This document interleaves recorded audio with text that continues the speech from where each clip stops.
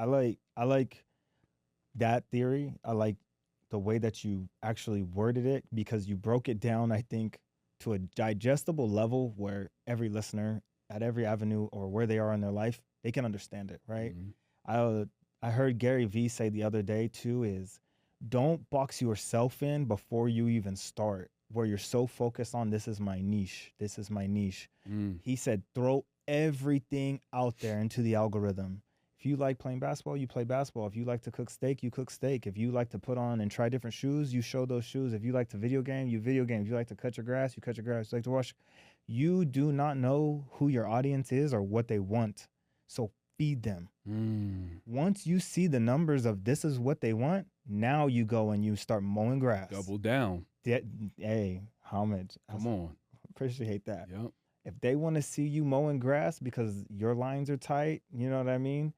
That's what you go do. But you don't know if you think you know your niche. You don't. That's right. They will decide it for you. Now you go hit it and you double down. And that's what's so interesting about, again, that word allodoxophobia is because people are trying to paint the perfect picture of themselves, right? Especially people from my generation. We come from this generation of you don't take L's. There's no such thing as taking L's. So people, we know we take L's left and right every single day. You're going to take 1,000 L's a minute. Every day. Now people are transparent about the L's they take. But back in my generation, the L's were hidden. You had to only portray that you were a winner and never took an L because taking an L was frowned upon. Right. You can't say you lost a fight. You can't say you took an L in business or somebody robbed you and ran off with your stuff or whatever and you didn't go instantly kill them. Some goofy nonsense that people teach you. You know what I mean? Like, but to touch back on what you're saying, the allodoxophobia is what keeps people from putting out that different stuff. Right. Because it's like, if someone knows I play video games, I might get judged because you got some idiot out there screaming in the camera, if you play video games, you're destined for failure. This dude's making 8 figures a year playing video games on Twitch. Absolutely. Right? Kids streaming, making 10, 20, 30 million a month. Yeah. ESPN literally has their own category, esports. Like, come on, man. Yeah. You know what I mean? Right, yeah. Like, people don't want you to know that in their pastime, they might like to play a little ball. Come on now. Or whatever the case may be, because they're going to be judged for it, and they're afraid of being judged. I was talking to my wife about this before I came here today. Imagine growing up in the hood in an era where you couldn't do anything without getting ridiculed. It's a dude somewhere on the block that's making fun of your car because it squeaks when it come down the street, but he's walking. Has no car. Yeah, this is crazy.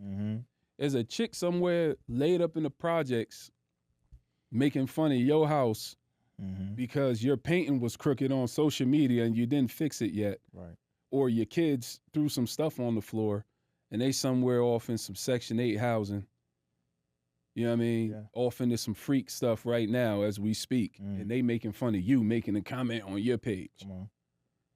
What is this, man? And what you said, like what they were nitpicking at or making fun of is just everyday life. Everyday life. I just let you into my home so you saw the crooked painting. So you saw that my toddlers are real toddlers. Right. They tear the crib up. My living room is not perfect. You know what I mean? And 9 times out of 10, it's not perfect because I'm exhausted coming behind them constantly. Right. You know what I mean? To clean up, right. My energy got to go to, I still have to cook for my family. I still need to be a husband. I still need to do laundry. I still need to, raise them, teach them, read to them, bathe them. I'm not worried about my dirty living room. Yeah.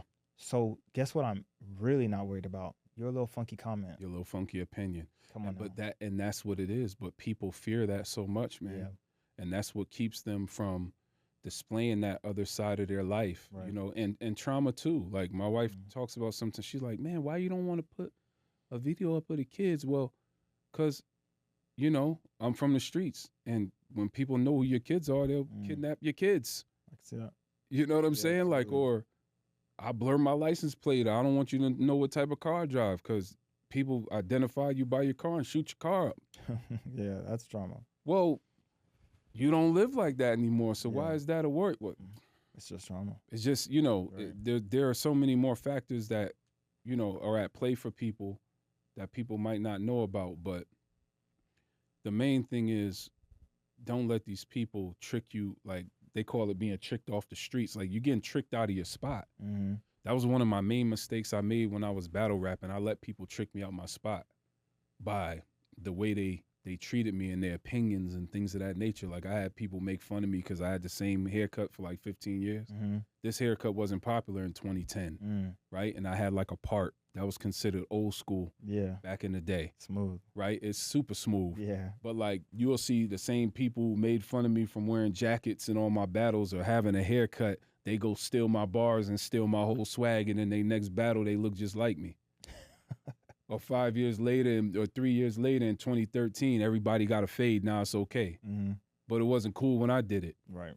Don't get tricked out your spot by the opinion of people, because I could have went a lot further in different arenas had I been able to deal with people a little better. Yeah. That's the main thing. You dealing with people. So I struggle in the social media game. I'm not going to lie, because social media was not popular from my generation. It was about not taking pictures, stay out the photo. Gotcha. Especially if you move in a certain way. Why you in the photo? Mm-hmm. This guy the feds? Why is he coming around taking? Yeah. Now they film themselves. Yeah, man, I just killed 10 people, Mm-hmm. and they put it online. I don't know what's going on, bro. Yeah. Totally I don't different have a era. clue. It's nuts. Yeah. Totally It's different era. Yeah, it's crazy, bro. We living in some weird times. So, you know, that's why I said I'm out of everything. I'm a church guy. You know, I'm a family man, and I run a company, and you're a business phones, bro. Like I it. deal with phones. I don't know anything about anything about anything but phones. It's evolution, and we're all changing. It's honestly a good thing. You know what I mean? You're not the old version of you when you were 10. You're not the old version of you when you were 20. You're not the old version of you when you're 30. And not only is that an amazing thing for you, but the people in your life that choose to go with you on this journey, they need to also accept and give you grace for the new iterations of you as well. They can't only view you as that 18-year-old punk kid. You know what I mean? Or they don't, and they just get cut. And that's okay. That is okay with evolving. I saw a woman, she was I don't want to speak. Appreciate you. It was a psychologist. She actually said that you need to get new friends every 7 years. And don't look at it as a bad thing. It just means you're evolving every 7 years. You're maturing every 7 years. So, but everyone matures differently. You know what I mean? You can't expect your friends to like the same things you like 7 years in the future. Kids come, new marriages, divorces, you know, addictions, or, you know what I mean? Different hobbies, they move. And it's hard, but it's okay. That means you are continuously growing. So you need to give people the grace to mature, and it needs to be looked at from every single spectrum. You growing up, I can't hold you to the standard of, that was my 21-year-old young boy. You know what I mean? Yeah. When I got into something, I knew who had my back. Yeah. I don't have to worry about him. Don't hold him to that anymore. Right. Let him mature. Let him now be the new husband. Hey, and if it might be unfortunate for you because you haven't matured, but don't put him in the middle of that. Right. You know what I mean? Don't make him go lie to his wife, or don't put him in the predicament where his wife makes him make a choice between his wife and you because she knows you're bad for him.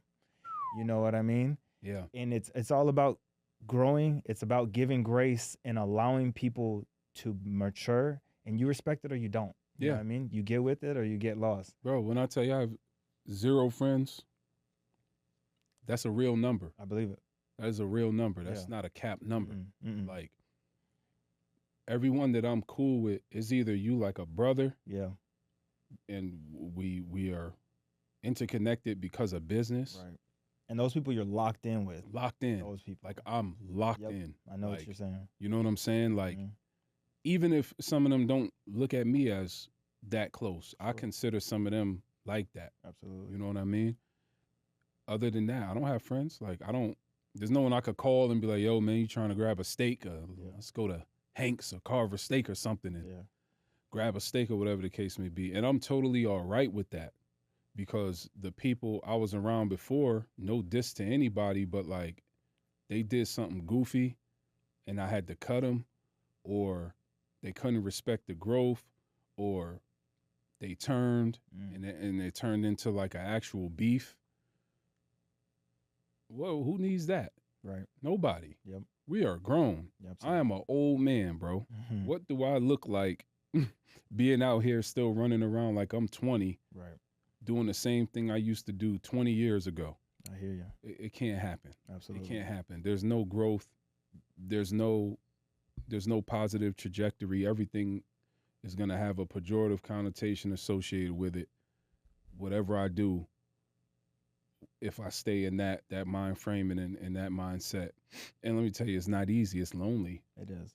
It's really lonely. I know people talk about cutting off toxic, whatever, that word toxic that people overuse. They don't even know the meaning of it, but cutting off things that are not necessarily good for you. People talk about it. People don't do it. Yeah. They don't do it. Right. They really don't. And what happens when you do introspective work and you find out the toxicity is coming from you? It's powerful. And then what do you do? Right. How do you purge that? What if you the toxic one? Absolutely. Because let me tell you something. A lot of times people will cut other people off and wonder why their life is still going the way it was going.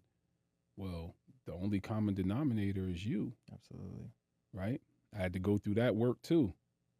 So, and still going through it. Yep. Because I'm fighting stuff from, Always. People ain't going to be honest like that, though. They have to appear perfect. They got to, well, I'm just, I'm well put to stop the cap. For real. You the most jacked up one. Yep. Everybody got crap. I just won't hide it because I'm not going to lie. Absolutely. To look good for anybody. It is what it is. Yep.